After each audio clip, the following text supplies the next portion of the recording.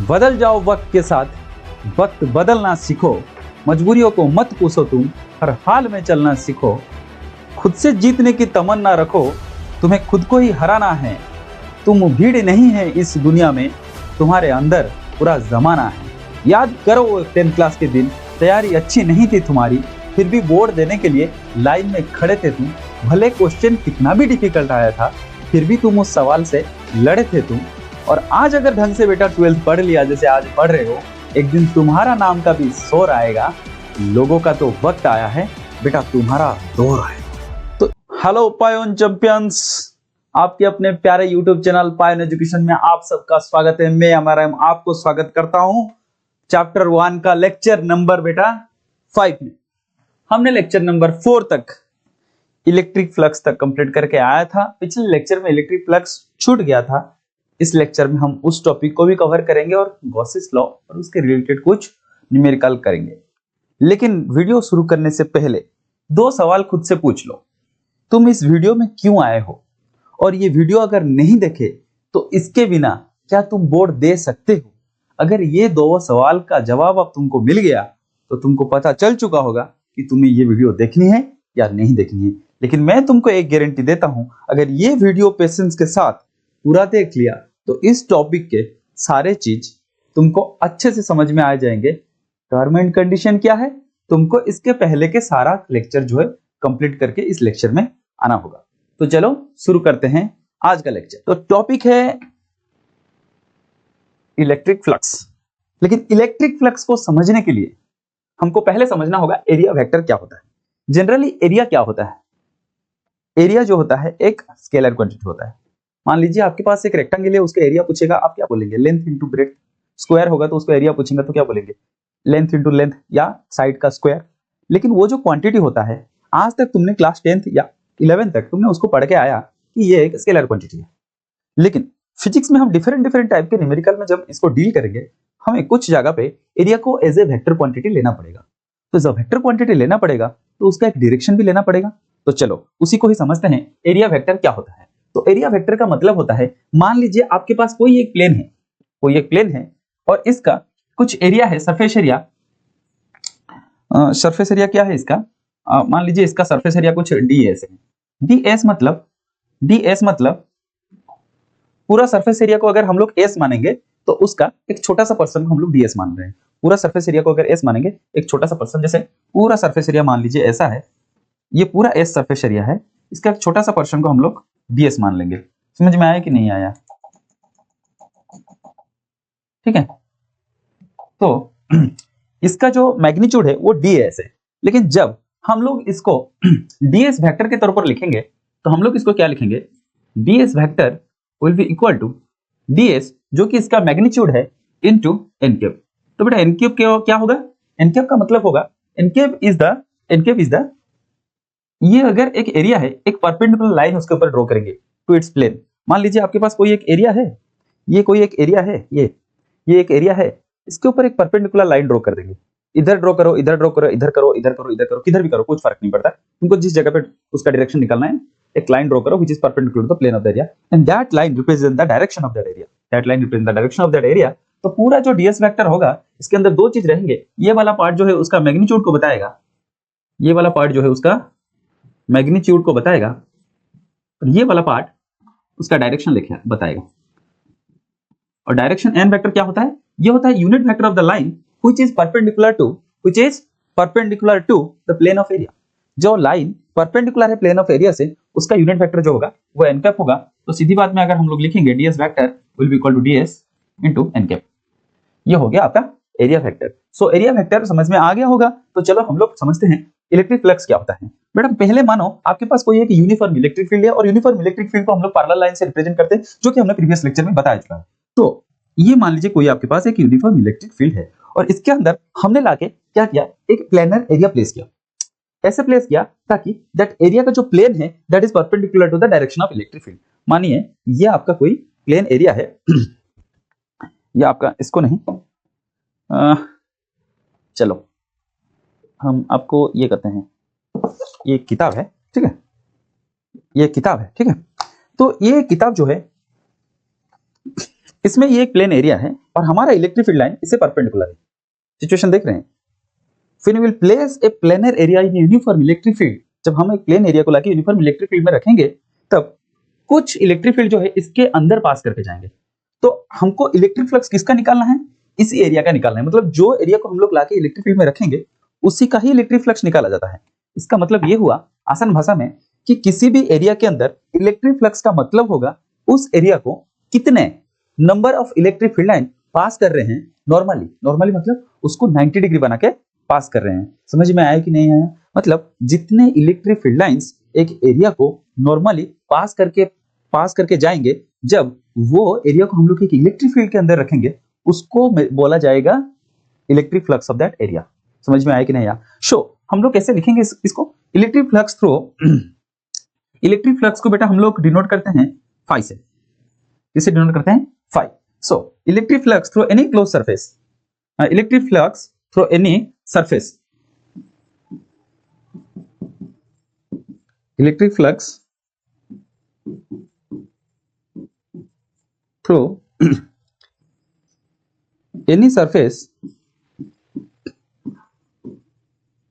may be defined as measure of number of electric field lines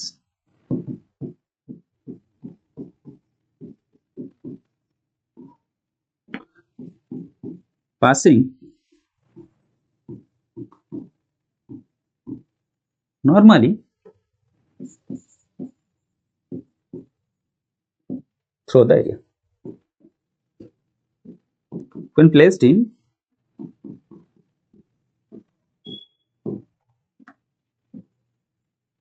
uniform electric field, ये हुआ उसका पूरा definition. मतलब अगर इस सिचुएशन को आप कंसीडर करेंगे, अगर इसका एरिया जो होगा वो ds होगा तो इसका जो फ्लक्स होगा phi will be equal to E into ds। मतलब product of electric field into area mathematically हमको फ्लक्स का मेजरमेंट देगा। सॉरी, अगर इसको हम लोग का ds ना लेके डेल्टा एस लेंगे, क्या लेंगे बेटा? कहां गया डस्टर? ओके, अगर हम लोग इसको ds वेक्टर ना लेके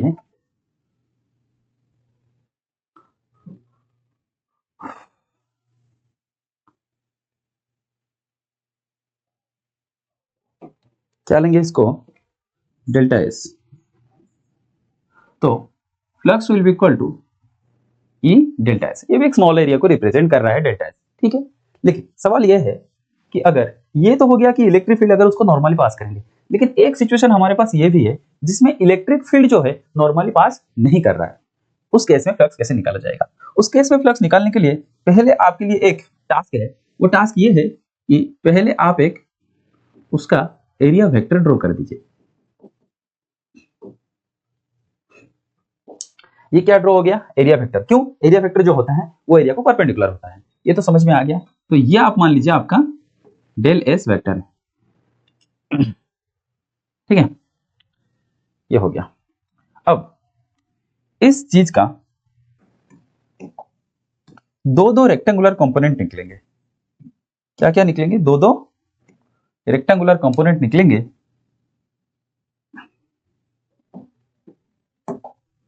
एक रेक्टेंगुलर कंपोनेंट इस तरफ जाएगा और दूसरा रेक्टेंगुलर कंपोनेंट इस तरफ जाएगा। और अगर हमारा इलेक्ट्रिक फील्ड किधर है? ये हुआ आपका इलेक्ट्रिक फील्ड, रेड लाइंस, ये आपका इलेक्ट्रिक फील्ड हो गया। एरिया वेक्टर किधर है? इधर। अगर इलेक्ट्रिक फील्ड और एरिया वेक्टर के अंदर एंगल जो है वो थीटा होगा। If theta is the angle between, theta क्या है बेटा? थीटा क्या है? थीटा इज द, इसको थोड़ा ध्यान से देखिएगा, angle between area vector and electric field. तो ds का जो है कंपोनेंट निकलेंगे, दो कंपोनेंट निकलेंगे। कभी भी रेक्टेंगुलर कंपोनेंट निकालने की बात आए बेटा, इसको ऐसे याद रखिएगा कि एक बार समझा रहे हैं, बढ़िया से समझ लीजिए। अगर ये थीटा होगा, ये वाला साइड इसके साथ इक्विवेलेंट होगा, और ये वाला साइड अगर इसको हम लोग a लिखेंगे, इसको b लिखेंगे, और इसका जो वैल्यू है वो r है, तो क्या हम लोग नहीं लिख पाएंगे sine theta is equal to b by r? इसका मतलब r will be equal to, sorry, अगर sine theta is equal to, इस डायग्राम में अगर sine theta is equal to b by r होगा, तो b will be equal to r sine theta होगा, और a will be equal to, और cos theta is equal to क्या हो जाएगा, a बाई r हो जाएगा, तो a will be equal to r cos theta. ये दो चीज को देखिए, ये b वाला जो है ये वाला साइड है जो कि ये वाला साइड के बराबर होगा, और जो r cos थीटा है वो ये नीचे वाला साइड है। तो इसका मतलब हम लोग a को बोलते हैं हॉरिजॉन्टल कंपोनेंट, जो कि थीटा का क्लोजर साइड है, c फॉर cos और c फॉर क्लोज। थीटा का एक साइड क्लोज है, दूसरा साइड थीटा से दूर है। याद कैसे रखेंगे, थीटा से जो क्लोज होगा वो उसका cos कंपोनेंट बनेगा, और थीटा से जो दूर होगा, मतलब ये थीटा है तो ये वाला साइड उससे दूर है, और ये वाला साइड उसका क्लोज है, तो ये वाला cos कंपोनेंट होगा r cos theta, a equal to r cos theta, और जो b होगा वर्टिकल कंपोनेंट, ये हो जाएगा r sin थीटा। इस चीज को हम लोग अगर यहाँ पे अप्लाई करेंगे बेटा, तो ये डेल s है और ये आपका थीटा है, तो ये हो जाएगा डेल s, क्या हो जाएगा, cos थीटा या sin थीटा, cos थीटा, और ये वाला क्या हो जाएगा, डेल s sin थीटा। और फ्लक्स निकालने के टाइम पे हमको वही कंपोनेंट लेना है जो कंपोनेंट अलोंग इलेक्ट्रिक फील्ड है, मतलब cos थीटा वाला कंपोनेंट। इसका मतलब अभी इसका फ्लक्स निकालने के लिए phi is equal to E होगा, फिर डेल s cos थीटा होगा। हमने लास्ट क्लास में बताया हुआ था A B cos theta can be written as a dot b, और दो वेक्टर क्वांटिटी का जब डॉट प्रोडक्ट किया जाता है, आपके पास जो क्वांटिटी निकल के आते हैं, क्योंकि ये इलेक्ट्रिक फ्लक्स है, इसके सब्सक्रिप्ट में आप लोग ई लिख सकते हो, जो क्वांटिटी निकल के आता है वो एक स्केलर क्वांटिटी होगा। वो क्या क्वांटिटी होगा, एक स्केलर क्वांटिटी, एक स्केलर क्वांटिटी होगा, जिसके वजह से हम लोग यहाँ पे क्या बोलेंगे, flux is a scalar quantity. Scalar quantity ऐसा यूनिट क्या होगा, देखिए ऐसा यूनिट क्या हो जाएगा, ऐसा यूनिट इलेक्ट्रिक फील्ड का होगा न्यूटन पर कूलम, और एरिया का होगा मीटर स्क्वायर। आप ऐसे लिख सकते हो, नहीं तो एक और इलेक्ट्रिक फील्ड का ऐसा यूनिट जो था वोल्ट पर मीटर, और फिर इसका मीटर स्क्वायर होगा, तो मीटर स्क्वायर का मीटर मीटर कैंसिल हो जाएगा, ये आ जाएगा वोल्ट मीटर। दो उसका ऐसा यूनिट है, एक न्यूटन पर कूलम मीटर स्क्वायर होगा, दूसरा वोल्ट मीटर होगा। इट इज स्केलर क्वांटिटी होगा, क्योंकि ये एक डॉट प्रोडक्ट का रिजल्ट है। दो वेक्टर क्वांटिटी को अगर हम लोग डॉट प्रोडक्ट करेंगे तो उसका जो रिजल्ट होगा वो एक स्केलर क्वांटिटी होगा। दो वेक्टर क्वांटिटी को अगर हम लोग क्रॉस प्रोडक्ट करेंगे, इसीलिए उसका जो रिजल्ट होगा वो एक वेक्टर क्वांटिटी होगा। इसलिए डॉट प्रोडक्ट को स्केलर प्रोडक्ट कहा जाता है और क्रॉस प्रोडक्ट को वेक्टर प्रोडक्ट कहा जाता है। इतना चीजों तो आपको क्लियर होनी ही चाहिए। चलिए, ये चीज अगर आपको समझ में आ गई है तो हम लोग चलते हैं इसका एक न्यूमेरिकल की तरफ। देखिए, हमारे पास क्या न्यूमेरिकल है, electric field is equal to 6 i cap 3 j cap, या फिर 2 बार j लिख दिया गया है। चलो, 3 j cap and 4 k cap, मतलब ये जो इलेक्ट्रिक फील्ड है इसका तीन कंपोनेंट है, i cap, j cap, k cap. Calculate the electric flux through the surface area 20 units in yz plane, मतलब जो एरिया है वो yz प्लेन में है। अच्छा, देखिए क्वेश्चन में कभी कभार जो है डायग्राम देता है, कभी कभार डायग्राम नहीं देता है, तो हम आपको एक चीज सिखाएंगे, how to draw the axis. अगर एक्सिस ढंग से ड्रॉ नहीं करेंगे तो आपका क्या होगा, दिक्कत होगा, आपका जो आंसर है वो गलत आ सकता है। मतलब डायरेक्शन में क्या हो सकता है, इधर उधर हो सकता है। ऑर्थोगोनल कार्टेशियन कोऑर्डिनेट सिस्टम के हिसाब से, जब भी ऑर्थोगोनल कार्टेशियन कोऑर्डिनेट के system, right handed Cartesian coordinate के सिस्टम के हिसाब से जब भी आपको एक्सिस ड्रॉ करने होते हैं, आप anti clockwise direction, anti clockwise axis लेंगे। अगर इसको x लिए तो ये उसका y होगा और ये उसका z होगा, मतलब ऐसे एंटी क्लॉकवाइज। अगर ये आपका x है तो ये y नहीं होगा, इसका एंटी क्लॉकवाइज ये होगा y, और ये उसका z होगा। अगर ये आपका x है तो ये आपको y और ये उसका z होगा। अगर कोई लड़का इसको x लिया और इसको जो है z लिया और इसको y लिया, क्या बता सकते हैं ये चीज उसने सही किया है या गलत किया है? देखिए हम लोग चेक करेंगे anticlockwise, X Y Z, तो इसने सही किया है। अगर यहाँ पे एक्स, यहाँ पे वाई और यहाँ पे जेड होता तो ये क्लॉकवाइज हो जाता, जो कि सीधा गलत हो जाता। तो ये चीज आपको ध्यान में होना चाहिए। ये सब बेसिक चीजें, फंडामेंटल चीजें कोई नहीं बताता बेटा, हम लोग पूरा उसको पढ़ के न्यूमेरिकल करके ये सब चीज क्लैरिटी आती है। फिजिक्स का ब्यूटी ये है कि आपको थियोरी तब तक समझ में नहीं आएगी जब तक आप न्यूमेरिकल नहीं लगाएंगे, और न्यूमेरिकल तब तक समझ में नहीं आएगी जब तक आप थ्योरी नहीं पढ़ेंगे। तो इसका मतलब दोनों चीज को करना पड़ेगा एक साथ, थ्योरी भी पढ़ना होगा पेशेंस के साथ। ऐसे नहीं कि सर एग्जाम में क्वेश्चन नहीं आते थ्योरी का तो हम लोग खाली न्यूमेरिकल लगा लेंगे, सर नहीं हो जाएगा, ऐसे नहीं होता है बेटा। आप 45 मिनट का लेक्चर देखेंगे तभी आपसे 5-6 सवाल लगेंगे, लेकिन आप लोग के पास वो पेशेंस नहीं है, और पेशेंस जिसके पास नहीं है वो चैंपियन नहीं बनते हैं, वो चैंपियन नहीं बन पाएंगे। चैंपियन बनने के लिए पेशेंस होना जरूरी है, वो पास हो जाएंगे, उसमें कोई दिक्कत नहीं है, ठीक है। तो इलेक्ट्रिक फील्ड क्या दिया हुआ है? इलेक्ट्रिक फील्ड आपको क्या दिया हुआ है? इलेक्ट्रिक फील्ड का जो वैल्यू दिया हुआ है 6 i कैप 3 j कैप और क्या है प्लस 4 k कैप। बता भाई आंसर क्या होगा? Electric flux through the surface area Y Z plane. जो वाई जेड प्लेन है उसका एरिया वेक्टर का डायरेक्शन किधर होगा? ये उसका अगर एरिया है, अगर एरिया को हम लोग डेल एस से लिख रहे हैं तो del S vector will be equal to 20 units है तो 20 आई कैप। आई कैप क्यों हुआ? क्योंकि आपने पढ़ा होगा एक्स एक्सिस का डायरेक्शन होता है तो उसका यूनिट वेक्टर होता है आई कैप, वाई एक्सिस का जे कैप और जेड एक्सिस का यूनिट वेक्टर होता है के कैप। क्योंकि हमारा एस वेक्टर का डायरेक्शन अलोंग एक्स एक्सिस है तो ये 20 आई कैप है, जो कि वेक्टर थोड़ा पढ़ लेना चाहिए आप लोगों को। फिर डेल एस क्या होगा बेटा? Del S vector will be equal to 20 I cap units. तो क्या आप मुझे फ्लक्स कितना होगा बता सकते हैं? फ्लक्स का क्या फार्मूला पढ़ के आए थे? अभी सीधा फार्मूला पढ़ के आए थे, E dot del S vector. और क्या आपको डॉट प्रोडक्ट करना आता है? देखिए 6 आई कैप प्लस 3 जे कैप प्लस 4 के कैप डॉट 20 आई कैप।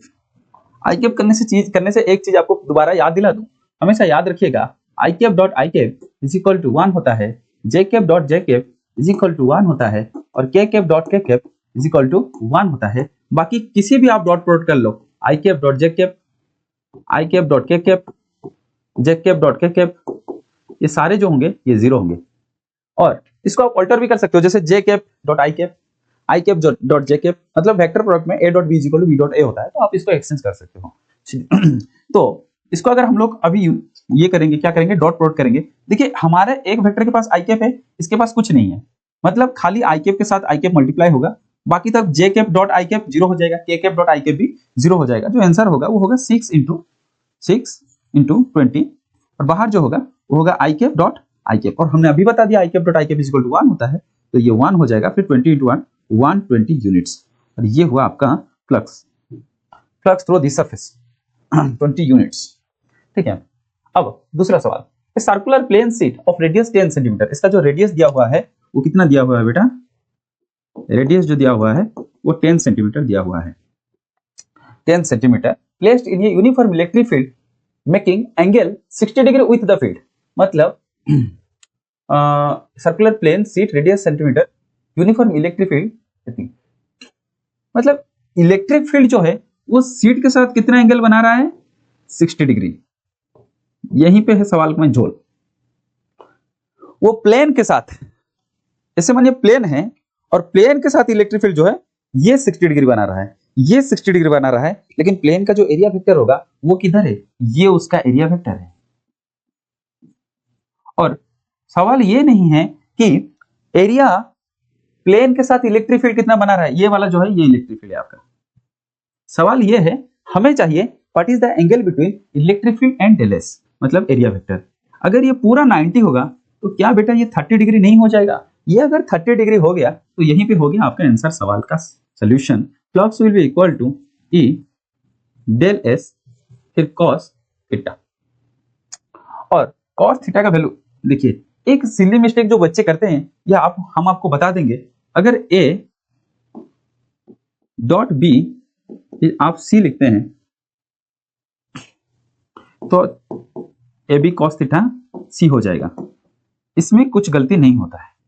लेकिन कभी कभी बच्चे क्या करते हैं, A cross B is equal to C vector लिखते हैं, और जब इसको वो लोग लिखते हैं ए बी साइन थीटा, इसको सी वेक्टर लिख देते हैं। यही गलती करते हैं वो लोग। इधर ये सी वेक्टर नहीं लिखेंगे, सी लिखेंगे। जब आपको क्रॉस प्रोडक्ट में लिखेंगे तभी सी वेक्टर आएगा। ठीक है, इधर एक एन कैप होता है लेकिन इधर सी वेक्टर नहीं लिखना होता है। ठीक है, चीजें समझ में आ गई हैं। चलिए आगे पढ़ते हैं। क्या पढ़ा हमने अभी तक? E del S cos theta. E का वैल्यू कितना दिया हुआ है? 5 × 10⁵ और न्यूटन पर कूलम इंटू डेल एस का वैल्यू, सर्किल का एरिया क्या होता है वो सर हम तो क्लास में हम सर क्लास 9 में ही भूल गए थे। सर्किल का एरिया फॉर्मूला क्या है? सोचा कि बोर्ड एग्जाम दे दिया इसके बाद इसका जरूरत ही नहीं आएगा। भाई याद भूल गया है तो थोड़ा याद कर ले। पाई का जो वैल्यू होता है वो होता है 3.14 और आर जो होता है 10 सेंटीमीटर है, उसको मीटर करेंगे तो 0.1 का जो है स्क्वायर हो जाएगा। इसका मतलब 3.14 × 5 × 10⁻, ये 5 हो जाएगा, ये 0.1 का स्क्वायर मतलब 10⁻²। 420 5 × 4 = 20 22 5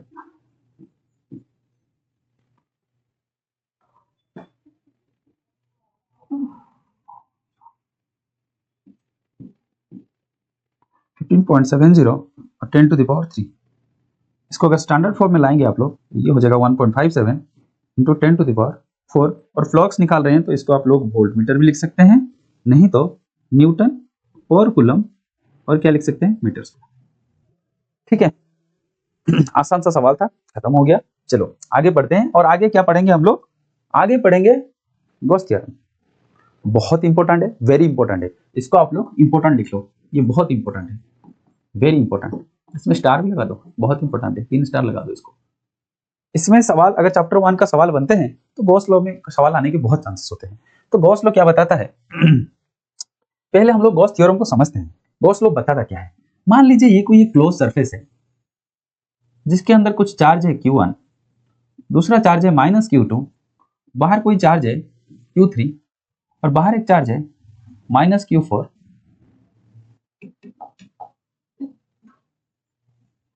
और इधर एक चार्ज है Q5। अगर आपको पूछा जाए कि कोई एक क्लोज सरफेस अगर Q1, -Q2 और Q5 को इनक्लोज कर रहा है ऐसा सिस्टम है और इसमें जो टोटल फ्लक्स होगा वो कितना होगा, तो गॉस क्या बता रहे हैं? जो टोटल फ्लक्स होगा वो होगा 1/ε0 times charge enclosed by the surface. और अगर इस डायग्राम को आप लोग थोड़ा ध्यान से देखेंगे तो इसमें कौन कौन से चार्ज एनक्लोज हुए हैं? Q1, -Q2 and Q5। तो इधर लिखेंगे Q1 -Q2 plus Q5।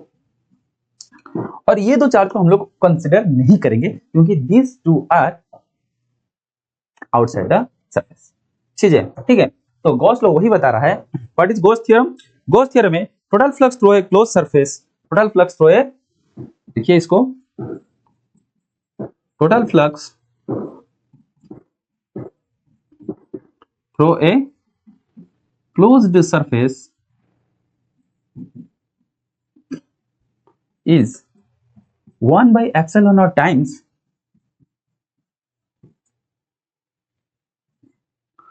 epsilon times the charge enclosed, the charge लिखो, नहीं तो चार्जेस लिखो, enclosed by the surface, by the surface। अगर चीजों को मैथमेटिकली लिखने के लिए चाहेंगे तो मैथमेटिकली आप लोग उसको कैसे लिख सकते हैं?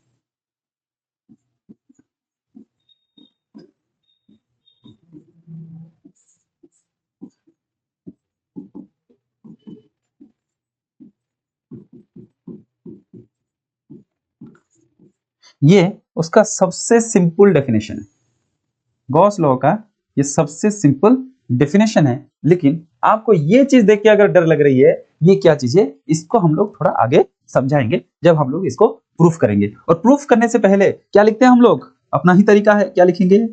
Let us consider spherical conductor,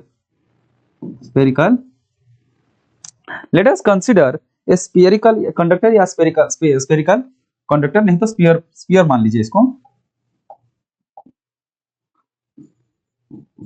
sphere of radius r enclosing q charge at its center, charge at its center। ये चीज आप मानिए, आपके पास कोई एक स्फीयर है जिसमें आप एक सेंटर पे एक क्यू चार्ज को एनक्लोज कर रहा है। क्यू क्या है? पॉजिटिव है, ठीक है। अब मुझे बताइए electric field due to positive charge क्या पढ़ के आए थे? आउटवर्ड या इनवर्ड? आउटवर्ड होगा। इसका मतलब जब स्फीयर एक चार्ज को एनक्लोज करके रखेगा तो पॉजिटिव चार्ज से चारों तरफ इलेक्ट्रिक फील्ड निकल के जाएगी। हम लोग क्या कर रहे हैं, एक उसके ऊपर एक छोटा सा सरफेस देख रहे हैं। जैसे आप अगर तरबूज लेंगे एक, और तरबूज के जब आप जाते हैं तरबूज खरीदने के लिए, क्या होता है उसको क्या बोलते हैं? वाटरमेलन। तो तरबूज जब खरीदने के लिए जाते हैं तो उसको आप बोलते हैं कि मीठा होगा कि नहीं होगा, लाल होगा कि नहीं होगा। तो वो कैसे कटिंग करता है? चाकू घुसा के एक निकालता है ना, कौन जैसा, आइसक्रीम जैसा, फिर उसको अंदर डाल के आपको दे देता है। वैसा ही हमने एक 3D डायग्राम के थ्रू दिखाया। ये एक स्फीयर है और उसके सरफेस पे ये कोई एक छोटा सा सरफेस एरिया है।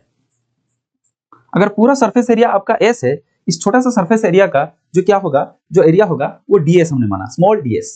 तो ds वेक्टर का डायरेक्शन कैसे होगा, क्या आप मुझे बता सकते हैं? ds वेक्टर का जो डायरेक्शन होगा ये होगा, ये है ds वेक्टर, ठीक है। ds vector. और फिर अगर ये आपका पॉजिटिव चार्ज है, इसके वजह से जो इलेक्ट्रिक फील्ड होंगे वो क्या होंगे? वो आउटवर्ड होंगे। वो क्या होंगे बेटा? वो आउटवर्ड होंगे। आउटवर्ड होंगे मतलब इसका जो इलेक्ट्रिक फील्ड होगा ये क्या होगा? ये आउटवर्ड होगा, ये उसका इलेक्ट्रिक फील्ड है। अब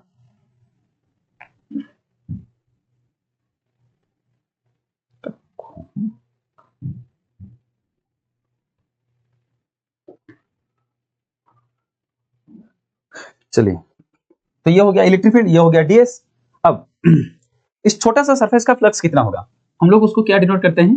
d फाई। क्या डिनोट करते हैं?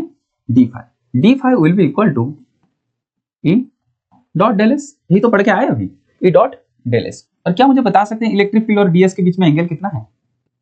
क्या कोई मुझे बता सकता है? देखिए इलेक्ट्रिक फील्ड भी इधर जा रहा है और ds भी इधर जा रहा है, तो इनके बीच में 0 डिग्री हुआ। दोनों अगर वेक्टर सेम डायरेक्शन में जाएंगे तो उसके बीच में जो डायरेक्शन होगा वो कितना होगा? जितना एंगल कितना होगा? वो आपका 0 डिग्री होगा। समझ में आया कि नहीं आया? देखिए रुकिए, मैं आपको समझाने के लिए कोशिश कर रहा हूं।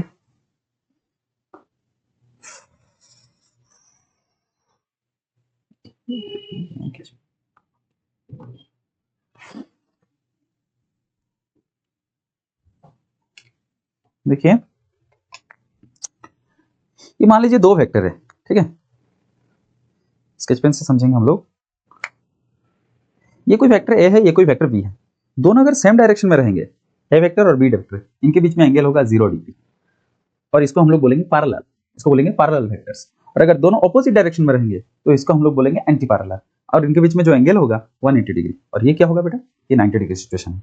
ये समझ में आ गया? तो आपका इधर देखिए इलेक्ट्रिक फील्ड भी बाहर जा रहा है और ds जो है वो भी बाहर जा रहा है, तो उनके बीच में एंगल कितना हो गया? उनके बीच में एंगल हो गया 0 डिग्री। और cos 0 डिग्री कितना होता है? 1 होता है या 0 होता है? 1 होता है। तो d phi will be equal to E ds, क्योंकि cos ये जो है ये आपका 1 हो गया। अब हमको पूरा फ्लक्स चाहिए। हमेशा याद रखिएगा जब आपके पास dx होगा, x पूछिएगा तो इसका इंटीग्रेशन कीजिएगा। आपके पास dy होगा, आपको y चाहिएगा तो इसका इंटीग्रेशन कीजिएगा। अगर आपके पास d और फिर हाथी, हमको नहीं पता हिंदी में क्या होता है, ये होता है शायद d हाथी होगा, तो आपको इसको इंटीग्रेशन करेंगे तो आपको हाथी मिलेगा।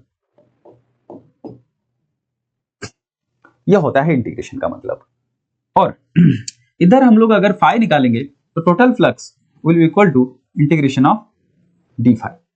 इंटीग्रेशन ऑफ डी फाई जो हम लोग करते हैं integration of E dot d S. और क्योंकि हम लोग एक क्लोज सरफेस का इंटीग्रेशन कर रहे हैं तो इसको बोलते हैं सरफेस इंटीग्रल। इधर एस लिख देते हैं। क्या लिख देते हैं? एस। क्लोज सरफेस का इंटीग्रेशन। तो ये सिंबल आपको समझ में आ गया, it is nothing but the flux. अब this will be equal to integration of E D S cos 0 degree, उसको छोड़ दीजिए। आपका जो इलेक्ट्रिक फील्ड है उसको आप लोग इंटीग्रेशन से बाहर लाएंगे और सरफेस इंटीग्रल करेंगे ds का। क्या आप मुझे बता सकते हैं इसका वैल्यू क्या हो जाएगा? e इंटू और ds का टोटल सरफेस एरिया मतलब total surface area of sphere. अगर रेडियस इसका r हुआ, अगर इसका रेडियस जो है ये r हुआ, तो इसका टोटल सरफेस एरिया कितना हो जाएगा? 4 पाई r स्क्वायर। अब मानिए ये कोई चार्ज है और हमने एक पॉइंट चूज किया यहाँ पे ऑन द सरफेस, जो कि इससे r डिस्टेंस पे है। So at the surface electric field का वैल्यू क्या होगा? इलेक्ट्रिक फील्ड एट सरफेस कितना हो जाएगा? Will be equal to 1/4 pi epsilon naught q by r square. यही तो पढ़ के आए थे बेटा, प्रीवियस लेक्चर से रिवाइज करो, यही तो पढ़ के आए थे। तो ये पूरा वैल्यू को यहाँ पे डाल दो, 1/4 pi epsilon naught q by r square into 4 pi r square. अगर इसको कैंसिल करेंगे और 4 पाई कैंसिल करेंगे, क्या आपके पास q बाई एप्सिलॉन 0 नहीं बच रहे हैं? और क्या ये आपको गॉस लॉ को प्रूफ करके नहीं दे रहा है? तो क्या आपको गॉस लॉ का प्रूफ समझ में नहीं आ गया? अगर समझ में आ गया तो लो स्क्रीनशॉट। लिया कि नहीं लिया? ले ले ले ले ले ले दे दे दे दे ले जल्दी ले। तो अब एक टर्म समझते हैं गॉसियन लॉ क्या होता है। देखो गॉसियन सरफेस क्या होता है। कभी भी आपको गॉस लॉ अप्लाई करने की जरूरत होगा तो आपको हमेशा चाहिए होगा एक यूनिफॉर्म रेगुलर क्लोज सरफेस, जैसे हमने स्फीयर लिया। लेकिन जब कभी भी कोई बॉडी होता है जो कि इरेगुलर शेप में होता है, क्या वो किसी को अगर एनक्लोज कर रहा है चार्ज को, क्या बॉडी हमेशा रेगुलर सरफेस रहेगा? नहीं रहता है। इसीलिए गॉसियन सरफेस एक हाइपोथेटिकल सरफेस है, एक इमेजिनरी सरफेस है, एक रेगुलर सरफेस है जो कि एक चार्ज को एनक्लोज कर रहा है। क्या बता रहा है? Any hypothetical close surface enclosing A charge is called CALLED called the Gaussian surface of that charge. मानिए जैसे कि चार्ज पड़ा रहेगा तो आपको वहां पे अप्लाई करने के लिए, अगर चार्ज एक सीट पे पड़ा रहेगा तो सीट एक एनक्लोजिंग सरफेस नहीं है, तो वहां पे आपको एक एनक्लोजिंग सरफेस लेना पड़ेगा। आप स्फेरिकल ले सकते हो, सिलिंड्रिकल, क्यूबिकल, क्यूबोइडल, कुछ भी ले सकते हो to enclose that sheet so that your charge will be enclose in the surface. और जो सरफेस आपने लिया उसको हम लोग गॉसियन सरफेस कहेंगे। और हमारा क्लासेस का मकसद है आपको फंडामेंटली क्लियर करना, और वो हम बढ़िया से कर रहे हैं। अगर कुछ कमियां रह रही है तो बताओ बेटा। चलो अब एक चीज समझते हैं, एक और डेरिवेशन जो कि कभी कभी एग्जाम में पूछता है, Coulomb's law from the Gauss theorem. assumption वही है, let us consider a spherical radius of spherical conductor या sphere of radius क्या होता है बेटा? उसका रेडियस जो है वो r है, कैपिटल R, और it is enclosing a plus q charge at its centre. तो क्या आप मुझे बता सकते हैं what will be direction of electric field due to this surface? What will be electric field? Direction of electric field यही होगा।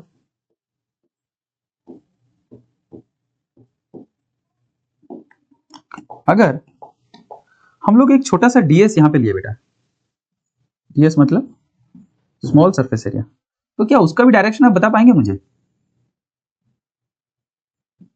वो भी परपेंडिकुलर टू द सरफेस होगा।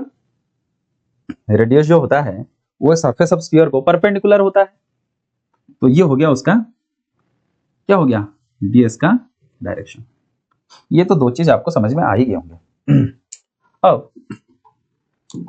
अब क्या पढ़ेंगे? What is flux through this small ds? हम लोग लिखेंगे flux through small surface area, small surface ds। उसको हम लोग d फाई से डिनोट कर रहे हैं। d phi will be equal to e dot del s, जो कि आगे जाएंगे e ds cos 0 डिग्री हो जाएगा। शायद आपको ये चीज को समझाने की जरूरत नहीं है, और ये आके आपको e ds दे देगा।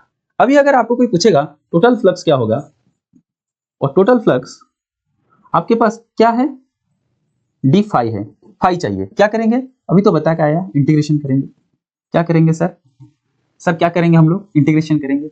और ई को हम लोग अगर बाहर ले आएंगे तो ds का इंटीग्रेशन रहेगा, और ds का जो इंटीग्रेशन होगा वो होगा टोटल सरफेस एरिया, जो कि 4 पाई r स्क्वायर।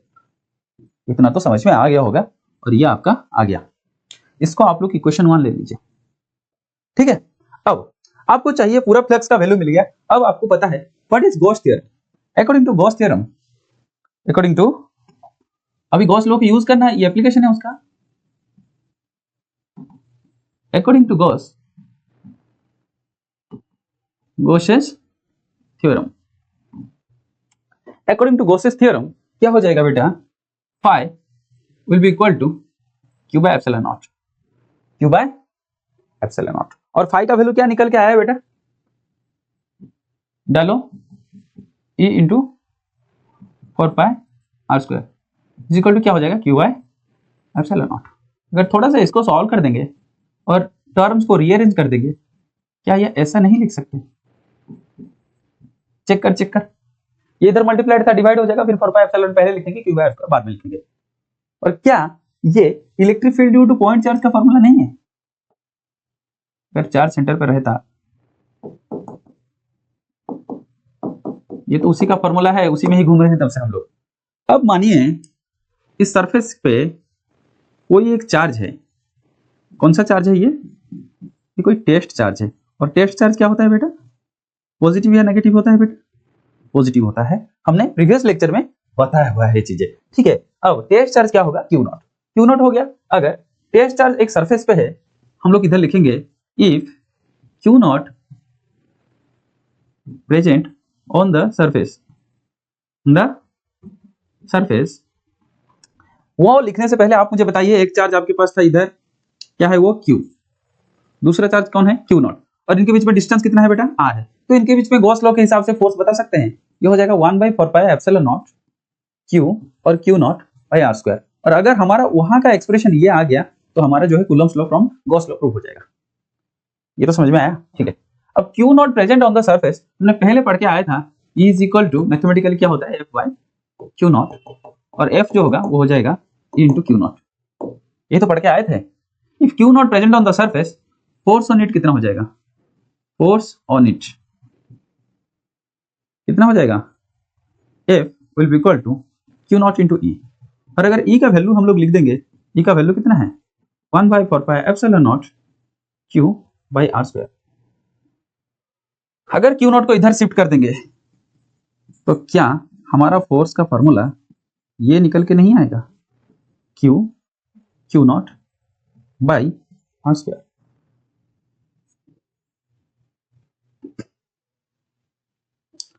चलो, जो बच्चे अच्छे पढ़ रहे हैं, पेशेंस से देख रहे हैं, उनको तो बहुत ही धन्यवाद। लेकिन एक और कैटेगरी के बच्चे होते हैं जो हमारे तरह होते हैं, the back benchers.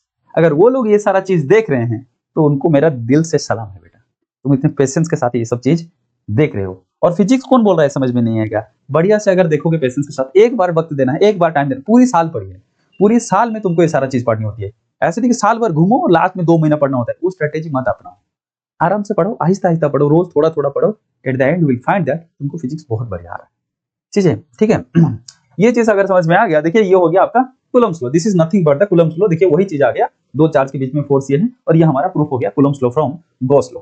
Calculate the number of electric lines of force originating from 1 coulomb of charge.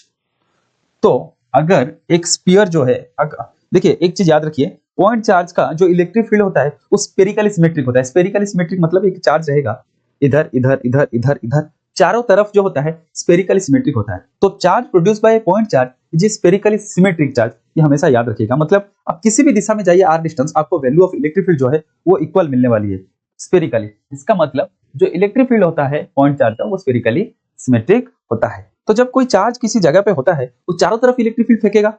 अगर हम लोग का जो इलेक्ट्रिक फील्ड है उस हम लोग ऐसे मान रहे हैं कि उस चार्ज को एक स्फेरिकल सरफेस एनक्लोज कर रहा है, तो ये बता रहा है number of electric field lines force originating from charge. मतलब एक चार्ज अगर रहेगा उसके चारों तरफ एक स्फीयर रहेगा, जितने इलेक्ट्रिक फील्ड लाइंस उसको उसके सरफेस को मतलब क्या क्रॉस करके जाएंगे, क्या ये उसका फ्लक्स नहीं होगा? फ्लक्स का डेफिनेशन के हिसाब से फ्लक्स क्या था, number of electric field line passing through any surface in place in A electric field, यही तो था। तो इसका मतलब अगर यहाँ पे कोई चार्ज रहेगा ऐसे, और यहाँ से चारों तरफ जो है इलेक्ट्रिक फील्ड निकल के जा रहे हैं,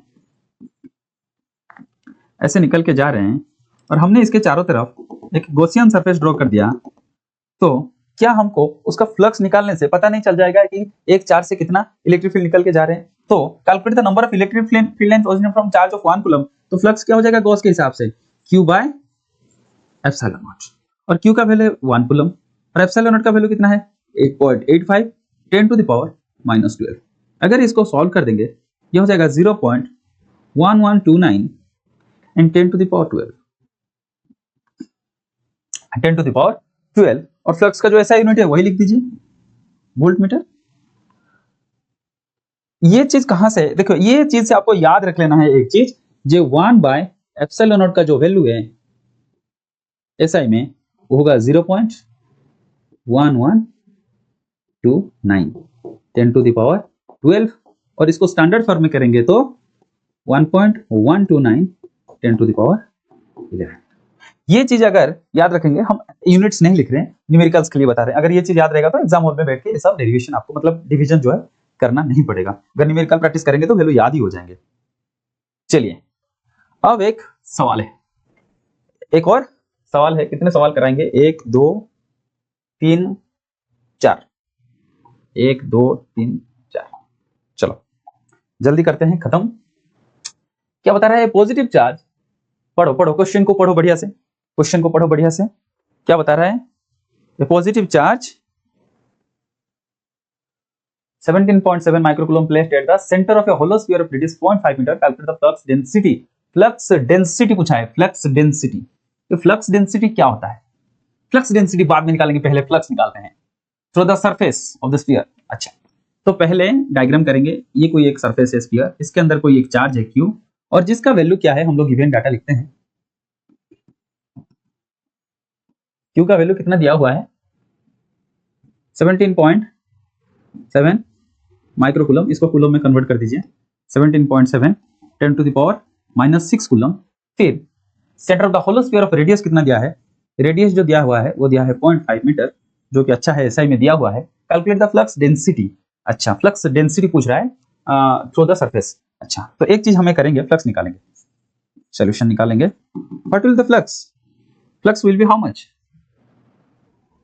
flux will be equal to Q by epsilon naught, जो कि अगर एसआई में निकालने के लिए कोशिश करेंगे तो फाई इज इक्वल टू हो जाएगा 0.1129 10⁻12। ये 1 बाय एप्सिलॉन नॉट का वैल्यू है, और Q का वैल्यू कितना दिया हुआ है? 17.7 10⁻⁻6। और क्या निकाल रहे हैं हम लोग? फ्लक्स निकाल रहे हैं। क्या होगा फ्लक्स? क्या होगा फ्लक्स बेटा? फ्लक्स क्या होगा? देखो हमारे पास एक साइंटिफिक कैलकुलेटर है जिसमें हम लोग इसको सीधा कैलकुलेट कर लेंगे। मोबाइल वगैरह में ये डाउनलोड करो, करके थोड़ा रखो, हाइपर साइंटिफिक कैलकुलेटर। उसका इंटरफेस कुछ ऐसा होता है, देख ले भाई, ठीक है। इसको हम लोग करेंगे, क्या करेंगे? 0.1129, फिर इंटू करेंगे 17.7, फिर इंटू करेंगे 10⁻12 10⁻⁻6, दोनों को ऐड कर दीजिए। 12 - 6 कितना हो जाएगा? 12 - 6 6 इंटू 10⁻, जो होता है 6, और ये इसका जो वैल्यू आएगा ये कितना आएगा? इसका कुछ वैल्यू आ रहा है 1998330। और अगर इसको हम लोग सॉल्व करेंगे स्टैंडर्ड फॉर्म में, डेसिमल यहाँ पे है और डेसिमल को शिफ्ट करेंगे यहाँ पे, एक डिजिट छोड़ के, 1 2 3 4 5 6, 1.998330 इंटू 10⁻6। और इसको अगर हम लोग राउंड ऑफ कर लेंगे, 1.9 को 2 लिख लेते हैं और 10⁻6 वोल्ट मीटर लिखो, नहीं तो न्यूटन पर कूलम और मीटर स्क्वायर लिखो। ये दोनों सेम चीज रहेंगे, ये हो जाएगा उसका फ्लक्स। लेकिन सवाल तो वो नहीं है भाई, सवाल तो कुछ और है। सवाल क्या है भाई? सवाल है फ्लक्स डेंसिटी। फ्लक्स डेंसिटी, और फ्लक्स डेंसिटी का मतलब फ्लक्स पर एरिया, फ्लक्स पर एरिया। क्योंकि सरफेस एरिया इसका क्या हो जाएगा? एक स्फीयर है, इसका सरफेस एरिया हो जाएगा 4πr²। तो फ्लक्स का जो वैल्यू आया 2 इंटू 10⁻6 बाई सरफेस एरिया करेंगे 4π, और रेडियस कितना है? 0.5 का स्क्वायर। और इसको आप लोग सॉल्व कर दीजिए, सॉल्व करेंगे तो आपको जो है आंसर मिल जाएगा, ठीक है। ये आपका होमवर्क है भाई, ये तो नहीं कराऊंगा मैं, इतना तो आपको आना चाहिए पाई का वैल्यू, ठीक है। और सवाल दूसरा, calculate the electric flux through each of one of calculate the electric flux through each one of the 6 faces of a close tube of length 1 metre, ठीक है। ये क्या है? 1 metre. If a charge Q is placed at its centre and at its 1 vertices. चलिए इसको हम लोग समझते हैं। कैसे समझेंगे? कैसे समझेंगे? कैसे समझेंगे? ऐसे एक क्यूब लेते हैं, बड़ा सा क्यूब। चलो ये क्यूब हो गया हमारे पास।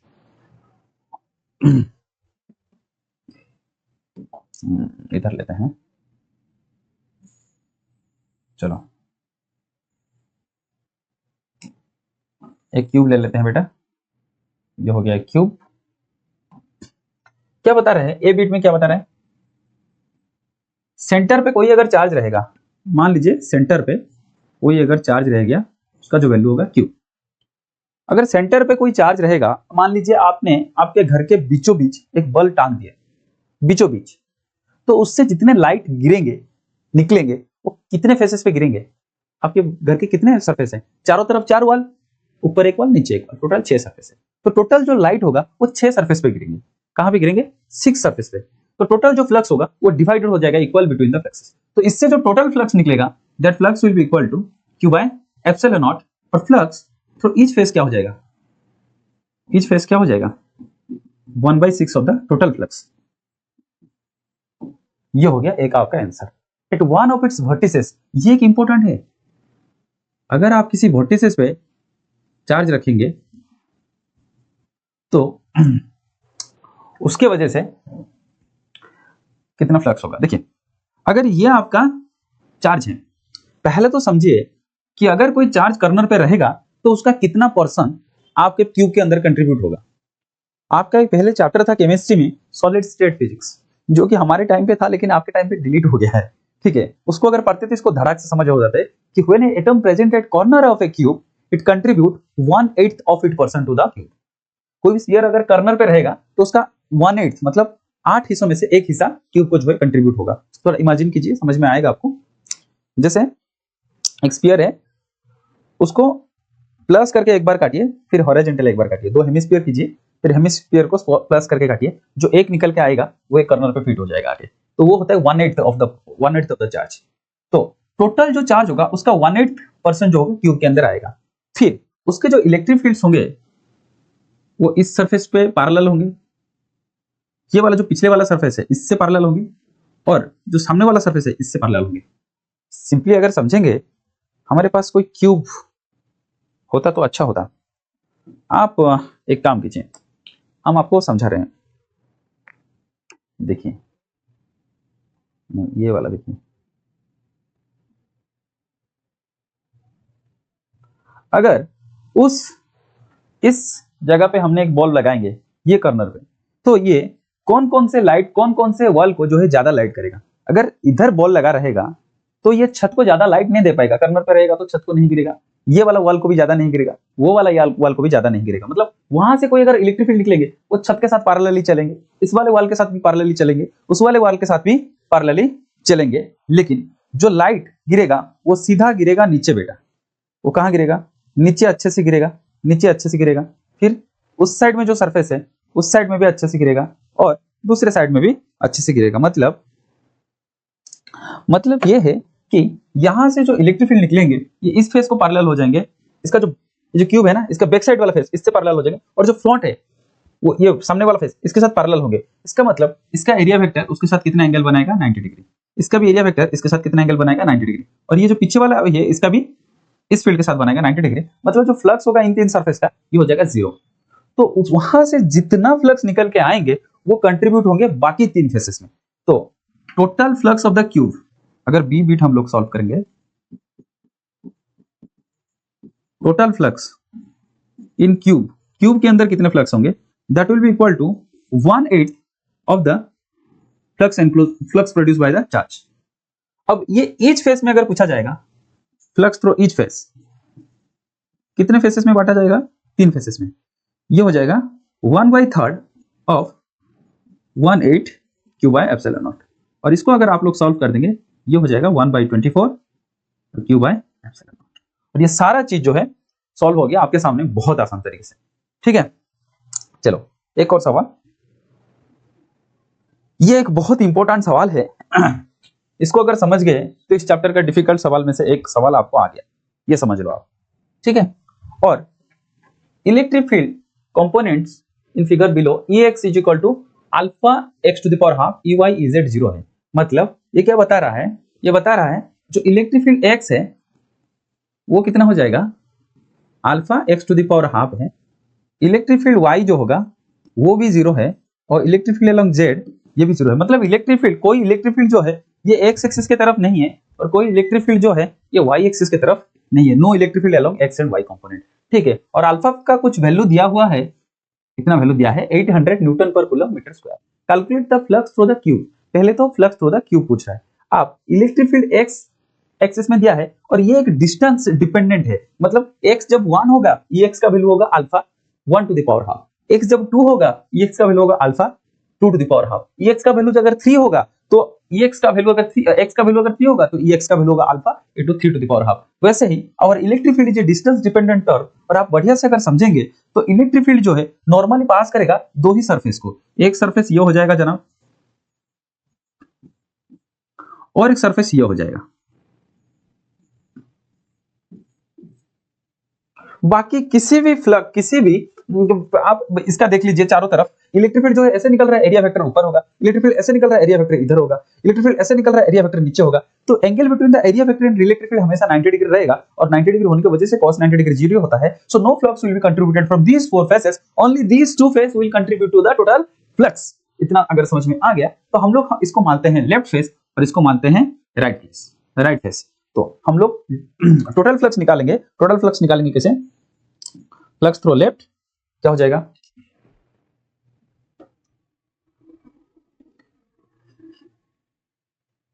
फ्लक्स थ्रू लेफ्ट कैसा हो जाएगा? Electric field in left face dot area of the left face. ये समझ में आ गया?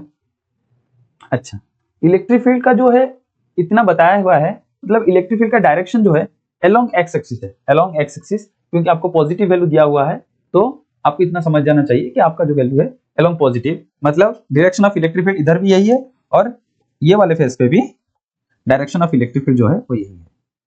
This is the direction of electric field, ये आपका इलेक्ट्रिक फील्ड का डायरेक्शन है, ये चीज आप समझ जाइए। अब अगर साइड इसका ए होगा तो इसका एरिया वेक्टर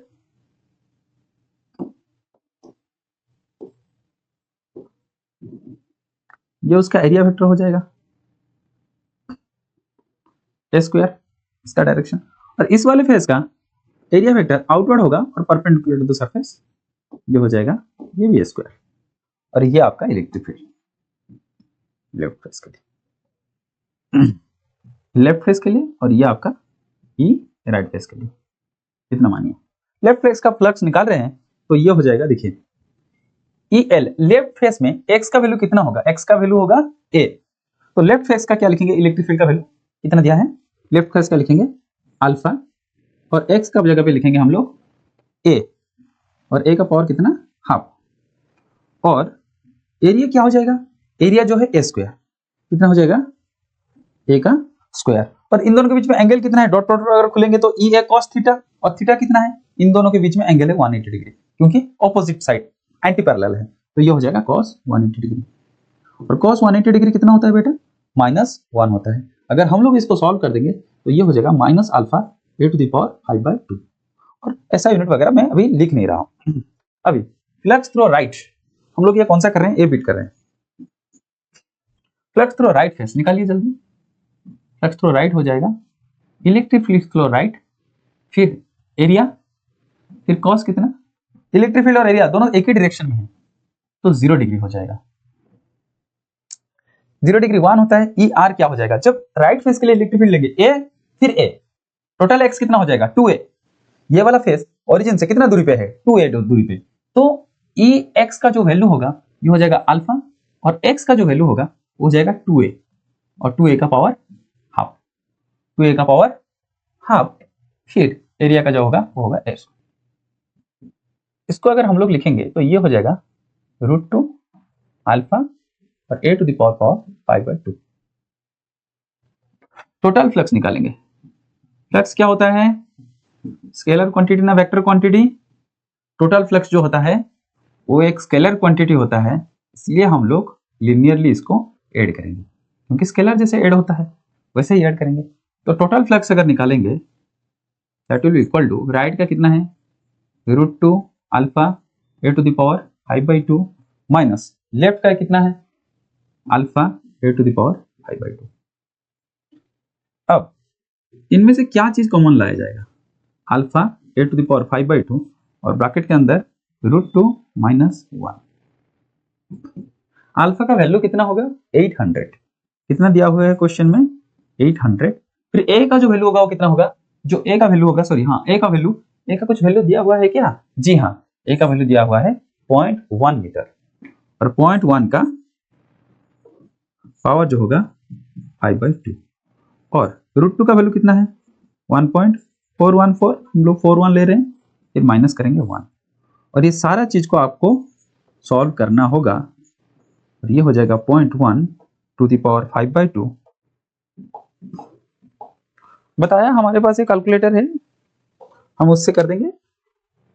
क्या है? 0। देखिए ये सवाल रहेगा तो फिर आपको जो है 0.1 का पावर कितना है? 5/2। कितना वैल्यू आया है?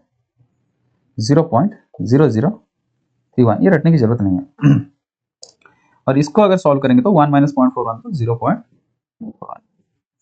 और इसको अगर पूरा सॉल्व करेंगे, तीनों को अगर मल्टीप्लाई करेंगे, कीजिए जल्दी से कीजिए, तीनों को अगर पूरा मल्टीप्लाई करेंगे तो कितना वैल्यू आ जाएगा? 1.05। कितना आ जाएगा? 1.05 newton coulomb metre square. Total flux निकाल दिए।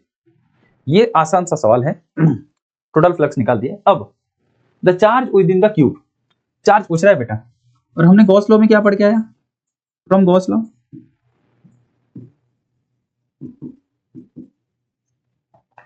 गॉस लॉ, हम ये पढ़ के आए कि phi is equal to q enclose by epsilon naught, और अगर हम लोग को क्यू एनक्लोज चाहिए will equal to phi total into epsilon naught, और फाई का क्या वैल्यू है? 1.05। शायद ये एनसीईआरटी का सवाल है क्या? ऐसे ही एक क्वेश्चन शायद एनसीईआरटी में दिया हुआ है इतना, और फाई का वैल्यू है 8.85 10 टू द पावर -12। तो इसको सॉल्व कीजिए बेटा और आपका आंसर आपके सामने आ जाएगा। कीजिए, ठीक है, इसको सॉल्व कर देंगे तो आपका आंसर जो होगा आपके सामने रहेंगे। ये भी आपका होमवर्क है, इसको आप कंप्लीट कीजिए खुद से, ठीक है। और जो बैक वेंचर्स तभी से सारा चीज को जो है देख रहे हैं बढ़िया से, आपको समझ में आ रहा है तो फिर लाइक कीजिए अपना वीडियो को, थोड़ा सपोर्ट कीजिए, क्योंकि ये सारा जो सेटअप लिया हुआ है हमने, इसमें बहुत तकलीफ होता है बेटा, लेकिन हमने हिम्मत दिया है। हिम्मत मतलब नहीं हारा, हमने सोचा कि बच्चों का कुछ भला हो जाएगा और हम उसी पे लगे हुए हैं, ठीक है। और जो बैक वेंचर्स अभी तक देख रहे हैं, जो अच्छा करने के लिए सोच रहे हैं, एक शायरी 4 लाइन का आपके लिए।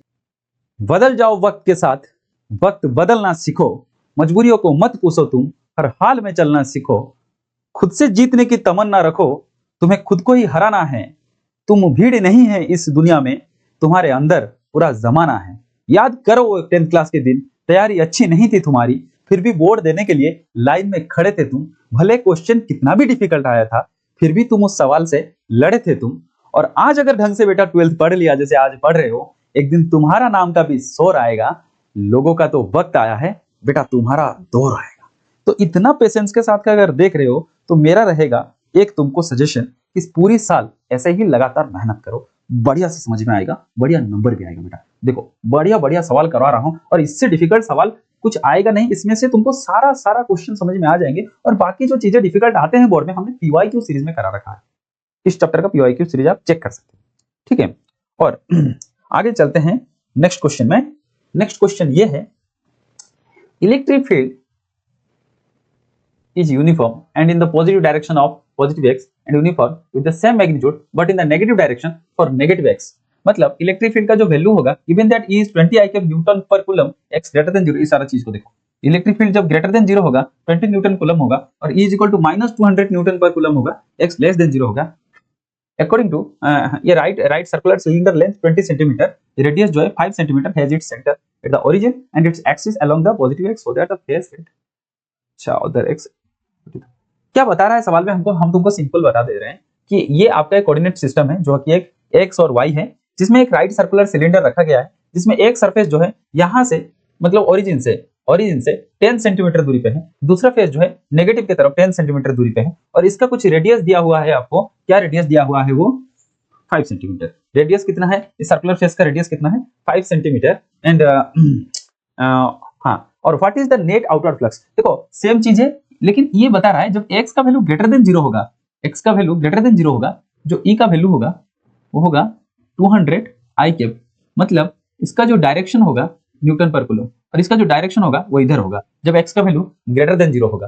और एक सवाल बता रहा है जब x वैल्यू लेस देन 0 होगा तो इलेक्ट्रिक फील्ड का वैल्यू जो होगा वो क्या हो जाएगा? -200 आई कैप न्यूटन पर कूलम। इसका मतलब माइनस आई कैप का मतलब इलेक्ट्रिक फील्ड का डायरेक्शन इधर होगा। लेकिन अगर इसका एरिया आपके पास ए हो गया, ए, तो क्या उसका एरिया का डायरेक्शन ऐसा नहीं होगा? क्या एरिया का डायरेक्शन, क्या यार मच्छर गाना गा रहे हैं क्या? हा? क्या आके डिस्टर्ब कर रहा है? ये एरिया होगा और लेफ्ट फेस का जो एरिया होगा उसका डायरेक्शन आउटवर्ड होगा और परपेंडिकुलर होगा। ये लेफ्ट फेस का एरिया होगा, लेकिन दोनों का मैग्नीट्यूड जो होगा वो सेम होगा, लेकिन डायरेक्शन जो होगा अपोजिट होगा। तो हम लोग वैसे ही एक सिलेंडर 3 सरफेस से बना होता है, लेफ्ट सरफेस, राइट सरफेस। इसको बढ़िया से समझिए, एक डेरिवेशन आगे समझ में आएगा इससे। लेफ्ट सरफेस, राइट सरफेस, और एक होता है कर्व सरफेस। आप पहले कर्व सरफेस के बारे में सोचिए। कर्व सरफेस ऐसे होता है, उसका एरिया वेक्टर कैसे होगा? परपेंडिकुलर टू द सरफेस चारों तरफ। और इलेक्ट्रिक फील्ड कैसा है? एरिया वेक्टर इसका ऐसे ऐसे ऐसे ऐसे होगा। और इलेक्ट्रिक फील्ड कैसा है? इधर है, और नहीं तो इधर है। तो मतलब इलेक्ट्रिक फील्ड और एरिया वेक्टर के बीच में एंगल कितना है? 90 डिग्री। तो 90 डिग्री रहेगा तो cos 90 डिग्री 0 हो जाएगा। तो जो कर्व सरफेस एरिया है सिलेंडर का, उससे हमको कोई फ्लक्स कंट्रीब्यूट नहीं होगा। फ्लक्स जो कंट्रीब्यूट होंगे only because of these two faces. तो हम लोग लिखेंगे सीधा सीधा फ्लक्स ड्यू टू L कितना हो जाएगा? इलेक्ट्रिक फील्ड इनटू एरिया, फिर इनके बीच का cos कितना डिग्री है। देखो लेफ्ट फेस में इलेक्ट्रिक फील्ड भी इधर है, एरिया भी इधर है, और इनके बीच में एंगल जो है वो 0 डिग्री है। तो cos 0 degree that is equal to, confuse नहीं होना इधर माइनस देख के, माइनस का मतलब माइनस आई के मतलब टुवर्ड्स लेफ्ट। तो इनके बीच में इलेक्ट्रिक फील्ड का डायरेक्शन बता रहा है माइनस की वजह से, तो ई ए cos 0 डिग्री, जो कि मान लीजिए आप ये है, बाद में करेंगे, जो कि एरिया का फॉर्मूला क्या हो जाएगा? एरिया इज इक्वल टू पाई और रेडियस का स्क्वायर, जो कि पाई का वैल्यू आप 3.14 लीजिए, और रेडियस जो 5 सेंटीमीटर दिया है शायद, कितना? हाँ 5 सेंटीमीटर दिया है। तो 5 सेंटीमीटर को मीटर करेंगे तो स्क्वायर लिखेंगे तो कितना हो जाएगा? 25 इंटू 10⁻⁻⁴। इसको सॉल्व कर दीजिए, ये आपका एरिया निकल आ जाएगा। ठीक है, इसको सॉल्व कर लेते हैं थोड़ा सा। क्या हो जाएगा? पाई इंटू क्या है? 25 इंटू 10⁻⁻ कितना? -4। तो जो वैल्यू आ रहा है, इसका वैल्यू कितना आ रहा है? 7.85 10⁻⁻⁰ -3 मीटर स्क्वायर, इतना आ रहा है एरिया। ठीक है, इतना आपको आ रहा है एरिया। ठीक है, इसको ऐसे सॉल्व कर दीजिए। ठीक है, नहीं तो मैं हमेशा क्या बोलता हूँ, यह आ गया, नहीं तो मैं क्या बोलता हूँ कि रहने देते हैं, लास्ट में चेक करेंगे क्या हो रहा है। ठीक है, अब राइट फेस का निकालेंगे। राइट का भी वही हो जाएगा, ई ए cos 0 डिग्री, क्योंकि दोनों एक ही डायरेक्शन में है, तो ये भी हो जाएगा ई ए।